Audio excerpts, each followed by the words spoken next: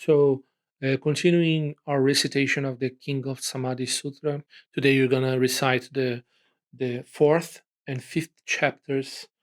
The fourth chapter is called Samadhi.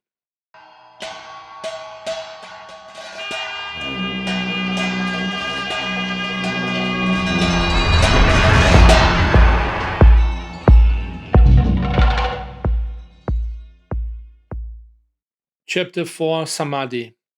Then the youth Chandraprabha rose from his seat, removed his robe from one shoulder, and kneeling on his right knee with palms placed together, he bowed toward the Bhagavan and made this request. If the Bhagavan will give me an opportunity to seek answers to them, I have a few questions for the Bhagavan, the Tathagata, the Arhat, the perfectly enlightened Buddha.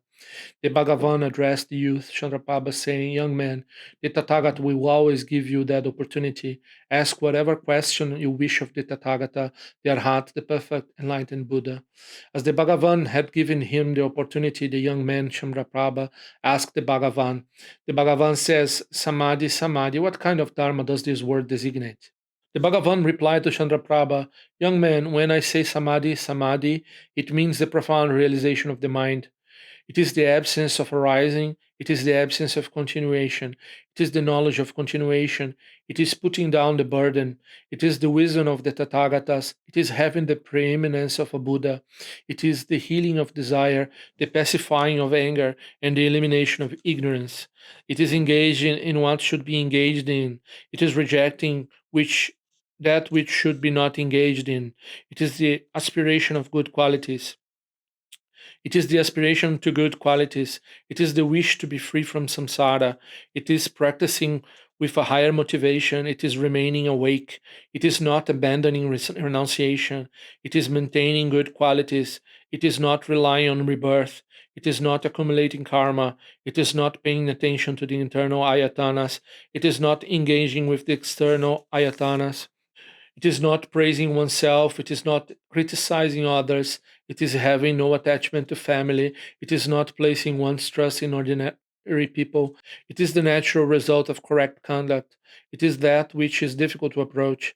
It is great majesty. It is self knowledge. It is the absence of inconstancy. It is the maintaining perfect behavior. It is the absence of malice. It is the absence of aggression. It is not harming others. It is taking care of companions. It is guarding secret mantras. It is being non-violent. It is not being harmful to those with correct conduct. It is speaking gently. It is not remaining anywhere in the three realms. It is the patience that accords with the emptiness of phenomena. It is the aspiration of omniscient wisdom. That, young man, is what is meant by samadhi. Young man, practicing those qualities and not practicing their opposite is what is meant by samadhi. Then the Bhagavan taught the Samadhi the revealed quality of the nature of all phenomena, and at that time gave a detailed teaching by chanting the following extensive verses to the youth Chandraprabha. I have opened the door to the elixir. I have explained what the nature of phenomena is. I have taught what rebirths are. I have explained nirvana and its benefits. Always avoid sinful companions, be in the company of good companions. Dwell in the forests, avoiding crowds, and always meditate with a loving mind. Always protect pure conduct, gain the prosperity of renunciation, be familiar with generosity and wisdom, and this samadhi will not be difficult to attain. This is not the level of the numerous shavakas. When you have attained this level of peace, you will have the direct perception of the Sugata's Dharma, and you will attain the inconceivable Buddha qualities. When you see wise people who are worthy vessels, bring them to the aspiration for enlightenment, establish them in the highest knowledge, and then this king of samadhis will not be difficult to attain. This samadhi is not difficult to attain for those who understand the natural results that come to those who become envious of wealth and to those who seek and enjoy it. The meditation of this king of samadhis, emptiness, is at the summit of pure conduct. The continuous meditation on the nature of phenomena is unknown to the foolish who practice incorrectly. Those who long for this samadhi of peace will never have fear arise in their mind. Those who are in this level of peace will always see the Supreme Man. Whoever brings to mind the image of the Tathagata's body, their senses will be at peace and their minds at peace. Their minds free of error will always be at rest. What they have heard and what they know will be like an ocean. Remaining in this samadhi, whenever the bodhisattvas tread, they will see 10,000 million Buddhas, and even more, as numerous as the Ganges sands. Anyone aiming to take the measure of the Buddha's Dharma will go insane. One cannot measure that which is immeasurable. The qualities of the guides in their entirety are inconceivable. There is no being in the 10 directions who can equal the Lord of the world, let alone be greater. You should long for and attain the wisdom of the Buddhas who possess all the qualities of omniscience. The Lord of the world is completely beautiful, with a body that is the color of gold. Bodhisattvas will rest in meditation when their mind is focused upon that image. The wise who understand the composite and non composite have ceased conceptualizing attributes. They remain in that meditation of the absence of attributes and know the emptiness of all phenomena. Those who remain in the Dharmakaya know that all things are nothing. Those who have ceased conceptualizing things do not see the Lord of Jinas as a Rupakaya. I proclaim to you and make it known to you that to the extent that a person contemplates this, to that extent their mind will be fixed upon it, through that contemplation that dwells upon it. Those who remember in that way the appearance and immeasurable wisdom of the Lord of Sages, they will have their mind completely focused upon Him through constant meditation of that recollection. When walking, sitting, or standing, they desire the wisdom of the best of beings and pray for enlightenment, wishing to become a Jina who is unsurpassable in this world. They will know the Buddhas and see the Buddhas. They will realize the nature of the Buddhas, remaining in this samadhi. They will pay homage to the Buddhas who have great might. With serene body, speech, and mind, they constantly recite praises to the Buddhas.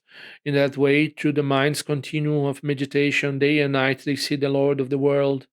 When the time comes that they are sick or and unwell and experience the suffering of dying, they will not lose the recollection of the Buddha, and it will not be stolen away by the experience of suffering. Having analyzed with wisdom in that way, they know all present, past, and future phenomena to be empty. They remain in that nature of phenomena and perform bodhisattva conduct without being disheartened. Therefore, having heard this benefit, you should long for unequal enlightenment. It is difficult to see the sublime Sugata, so do not have causes for regret in the future. I have taught this excellent Dharma, but if you do not practice it well, you will be like a sick man holding a bag of medicine that alone will not cure his illness.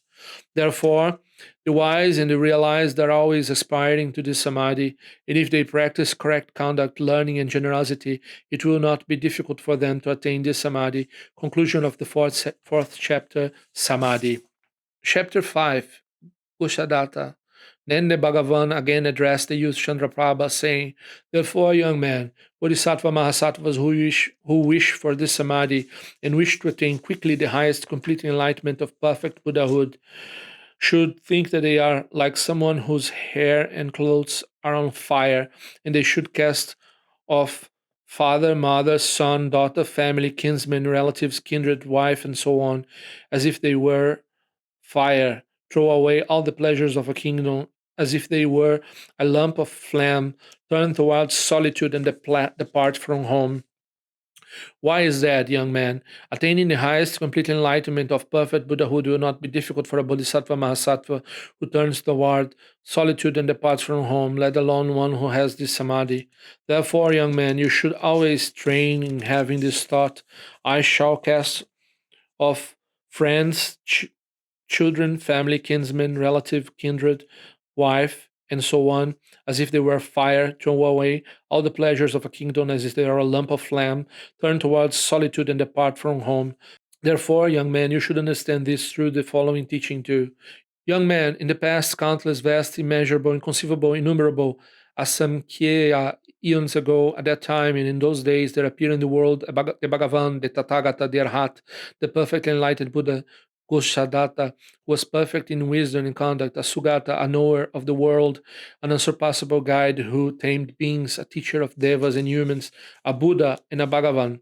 Young man, at that time, in those days, in the first assembly of the Bhagavan, the Tathagata, the Rahat, the perfectly enlightened Buddha, Goshadatas, Shavakas, there were 800 millions who were Arhats. In the second assembly, there were 700 million arhats, and in the third assembly of Shravakas, there were 600 million arhats. There were also countless bodhisattva mahasattvas who possessed the Dharma. Young men, at that time, in those days, during the time of the Bhagavan, the Tathagata, the Arhat, the perfect enlightened Buddha Gosadatta, the lifespan was 40,000 years. This Shambhudvipa continent had wealth, increase, happiness, excellent harvest, joy, and was filled with a great multitude of human beings. In this Jambudvipa, there were two kings named Didabala and Mahabala. One ruled the half of Jambudvipa that had wealth, increase, happiness, excellent harvest, joy, and was filled with a great multitude of human beings. The other ruled the other half. Young man, at that time, the Bhagavan, the Tathagata, the Arhat, the perfect enlightened Buddha Gosadatta, appeared in the kingdom of King Mahabala. Young man, for 100,000 years, King Mahabala provided the Bhagavan, the Tathagata, the Arhat, the perfect enlightened Buddha Gosadatta, the Sangha of Bodhisattvas, and the Sangha of Bhikshus with faultless proper clothing, alms, medicine if they were ill, and monastic utensils for their use. Young man, at that time, the Bhagavan, the Tathagata, the Arhat, the perfect enlightened Buddha Gosadatta, the Sangha of Bodhisattvas, and the Sangha of Bhikshus received greatly renowned gifts and honors. Brahmins and householders who had faith also bestowed great gifts and honors on the Bhagavan, the Tathagata, the Arhat, the perfectly enlightened Buddha Gosadatta, the Sangha of Bodhisattvas, and the Sangha of Bhikshus. Those Brahmins and householders did this by following the example of King Mahabala, dedicating themselves to bestowing great gifts and honors by making offerings of worldly material goods to the Bhagavan, the Tathagata, the Arhat, the perfectly enlightened Buddha Gosadatta, the Sangha of Bodhisattvas, and the Sangha of Bhikshus. Young men, the Bhagavan, the Tathagata, the Arhat, the perfect enlightened Buddha Gosadatta thought, alas, these beings who have adopted correct conduct and pasada vows have come before the Tathagata, have honored the Tathagata, practiced celibacy, have entered the homeless life, have become fully ordained bhikshus. They will go into decline. They are concerned about the happiness of their future lives. Why is that? It is because in their future lives, their happiness will be from these offerings of worldly material things. The realms of the higher existence are the goal of these beings. They are concerned with this life. They are concerned with their next life. They do not accumulate roots of merit for the final, ultimate goal. Young man, what are the roots of merit for the ultimate goal? They are pure conduct and celibacy going toward the ultimate goal and reaching the ultimate goal. Bhagavan Goshadatta thought, I must teach those beings the Dharma so that they will make an unsurpassable offering of the Dharma and practice of the Dharma as they are offering to the Tathagata. Then, young man, at that time, the Bhagavan, the Tathagata, the Arhat, the perfectly enlightened Buddha Gosadatta, with the intention of creating revulsion towards samsara, recited these verses to King Mahabala, the Brahmins, and the lay people.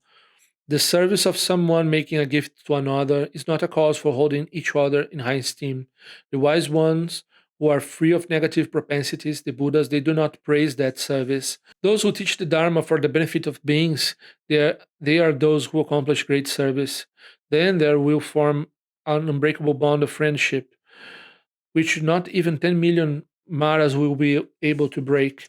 The service of those who keep to worldly material things will all be for the benefit of the present life. The immaterial service of the Dharma leads to the greatest benefit for humans. Those who have a non-materialistic motivation and teach the non-material Dharma, those individuals who gain non-material joy, they will quickly attain Buddhahood. Those who are addicted to their desires, who crave for children and wives, who are addicted to their revolting homes, will not attain unsurpassable highest enlightenment. Supreme enlightenment will not be difficult to attain for those who avoid desire as if it were a pit of fire, who abandon craving for children and wives, and frighten and terrify leave their homes. There have been no Buddhas in the past, nor will there be any in the future, or now in the present, who attain the highest, most supreme enlightenment while living inside their homes, casting away a kingdom like a lump of flame, longing for solitude and living in the forests, eliminating the clashes and defeating the maras, they will realize stainless, non-composite enlightenment. People who, with a disenchanted mind, leave their homes, they are superior to those who serve for many millions of eons, heroic Buddhas as numerous as the Ganges sands. People who leave their homes and practice the Dharma without serving the supreme humans, the jinas, with food, drink, and the Dharma robes, will with flowers, incense, and ointments. Those who longing for enlightenment, disillusioned with the composite and for the benefit of beings, take 7 steps in the direction of the forests. They will have the superior merit. Young man, King Mahabala heard what the Bhagavan, the Tathagata, the Arhat, the perfect enlightened Buddha Goshadatta said about leaving one's home. Having heard this, he thought, I have understood the Bhagavan's teaching to mean that he does not praise the perfection of generosity, but gives the highest, ultimate praise to the perfection of conduct. The Bhagavan has praised perfect purity, perfect celibacy, and perfect nirvana. He thought, it is not easy to practice the unsurpassable Dharma and attain its goal while living in a home. I should decline in my practice of the unsurpassable Dharma. I shall cut off my hair and beard, wear the orange robes, and leave home for homelessness. Then, young man, King Mahabala, accompanied by 80,000 Brahmins and lay people, came before the Bhagavan, the Tathagata, the Arhat, the perfect enlightened Buddha, Goshadatta, bowed down to his feet, circumambulated the Bhagavan 3 times, and sat to one side. Young man, the Bhagavan, the Tathagata, the Arhat, the perfect enlightened Buddha, knowing the higher motivation of King Mahabala, taught the Samadhi, they reveal the quality of the nature of all phenomena. Young man, on hearing this, King Mahabala was pleased, delighted, joyful, inspired, and happy. He shaved off his hair and beard, put on the orange robes, and with faith left home for homelessness. Having entered homelessness, he learned this samadhi, and having learned it, he understood it. He dedicated himself to the practice of keeping it, reading it, and meditating on it. Through that root of merit, he did not fall into the lower existences for 100 million eons. He served 200 million Buddhas and heard the samadhi from all those Tathagatas. He learned this samadhi and have learned it. He understood it. He dedicated himself to the practice of keeping it, reading it, and meditating on it. Subsequently, through those roots of merit, after 100 million eons had passed, and then another 100,000 eons, he attained the highest complete enlightenment of perfect Buddhahood. He became the Bhagavan, the Tathagata, the Arhat, the perfectly enlightened Buddha named Jnanashura. He benefited countless beings, and afterwards he passed away into perfect nirvana. Young man, the 80,000 people who with King Mahabala came into the presence of the Bhagavan, the Tathagata Goshadatta, all heard this samadhi also, and were delighted, rejoicing, and joyful. Happy and joyful, they cut off their hairs and beards, wore the orange robes, and with genuine faith, they left home for homelessness. Having entered homelessness, they learned this samadhi, and having learned it, they understood it. They dedicated themselves to the practice of keeping it, reading it, and meditating on it. Through that root of merit, they did not fall into the lower existence for 100 million years. During all those eons, they served 10 million Buddhas and heard this samadhi from all those Tathagatas. They maintained this samadhi and comprehended it. They dedicated themselves to the practice of keeping it, reading it, and meditating on it. To their previous root of merit, after 200 million eons had passed and a further 100,000 eons, they attained the highest complete enlightenment of perfect Buddhahood. They all became Bhagavans, Tathagatas, Arhats, perfectly enlightened Buddhas named Drihashura. They benefited countless beings, and afterwards they passed away into perfect nirvana. Therefore, young man, because of this teaching, the Bodhisattva Mahasattvas cherish in this way this samadhi. They know it is composed of the unsurpassable wisdom of omniscience. Then at that time, the Bhagavan gave a detailed teaching by chanting the following extensive verses to the youth Chandraprabha. I remember countless years ago, in the past, a supreme human, a great sage, who benefited beings appeared in the world and who was known by the name Goshadatta. The first assembly of his students numbered 800 million, the second was 700 million, the third was 600 million arhats. All had eliminated defilements and were without clashes. All had attained the perfection of miraculous powers. The lifespan was 40,000 years, and the realm was perfectly pure and beautiful. The bodhisattvas of that protector were consecrated to immeasurably benefit others. They were well established through their powers and levels, and they were near to Buddhahood beneath the sacred tree. In this Jambudvipa, there were kings named Jabala and Mahabala. One king ruled half the other was king over the other half. The Buddha, to whom humans and devas made offerings, had appeared within the domain of King Mahabala. The king gained faith in the Shugata and attended him for 1,000 years.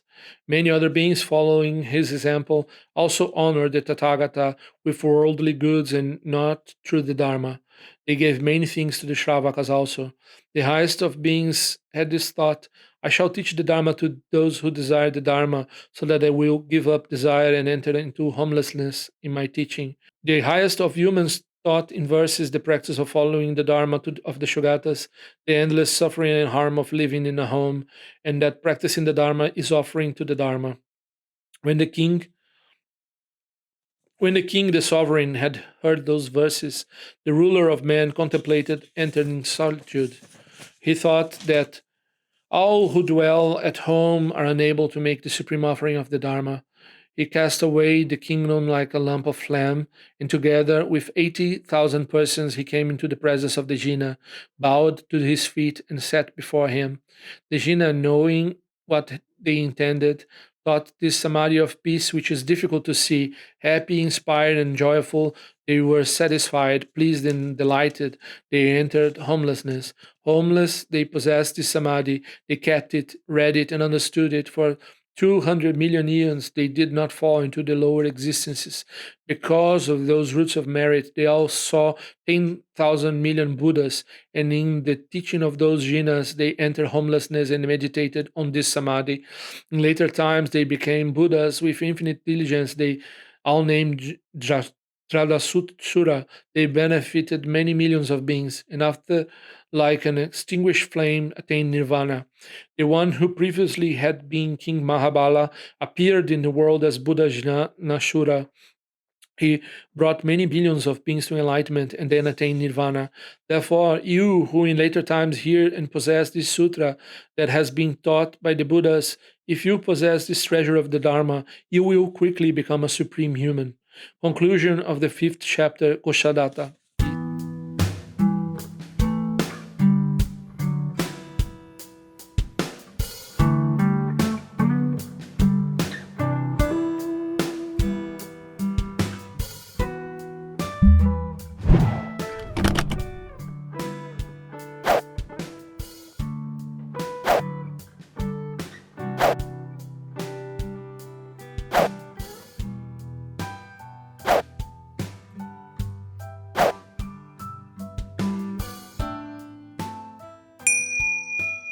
Throughout my many lives and until this moment, whatever virtue I have accomplished, including the merit generated by this practice and all that I will ever attain, this I offer for the welfare of sentient beings. May sickness, war, famine, and suffering be decreased for every being, while their wisdom and compassion increase in this and every future life. May I clearly perceive all experiences to be as insubstantial as the dream fabric of the night, and instantly awaken to perceive the pure wisdom displayed in the arising of every phenomenon. May I quickly attain enlightenment in order to work ceaselessly for the liberation of all sentient beings.